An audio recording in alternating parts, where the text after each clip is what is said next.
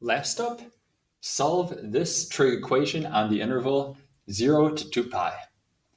Now, when we solve trig equations, usually it's best if we can just keep a single type of trig function, either just sines or just cosines involved.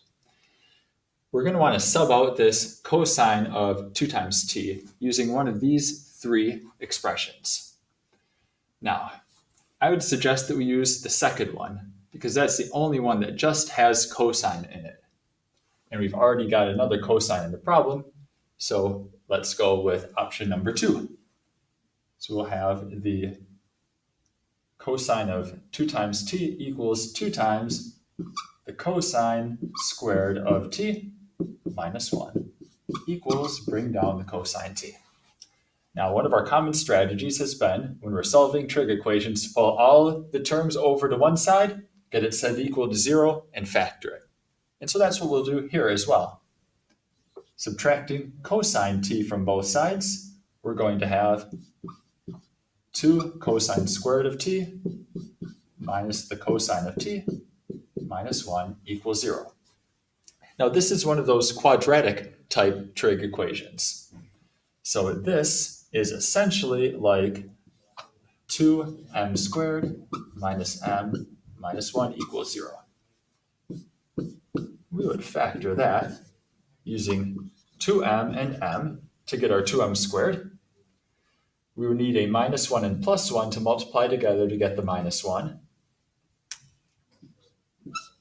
In this case, the minus 1 would need to go in the second spot.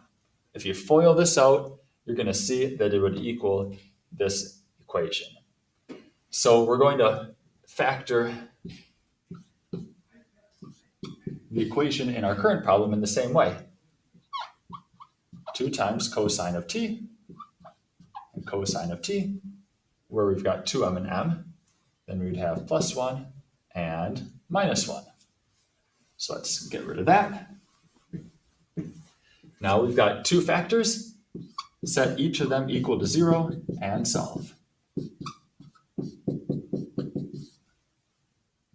Subtract 1 and divide by 2. And then add 1. So now we want to know, when is the cosine of t negative 1/2? So for which angle is t?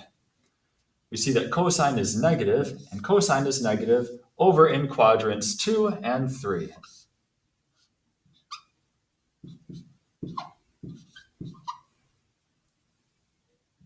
So we've got a 60-degree triangle over there, giving us a 120-degree angle, which equals t equals pi over 3. Next, we also have such a triangle with a negative root 3 here and 2 here. Another 60-degree angle. 180 plus another 60 is 240. 240 degrees in radians is 4 pi over 3. I just caught myself. This 120-degree angle should be 2 pi over 3. Now let's remember that since we're told to solve in the interval of just 0 to 2 pi, we don't need to add 2 pi n, where n is an integer, to either of these. So we've got 2 solutions so far.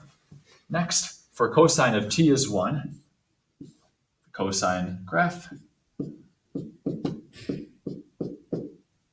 pi over 2, pi, 3 pi over 2, and 2 pi. You can use the unit circle for this. If you don't have the unit circle, you may want to use the graph.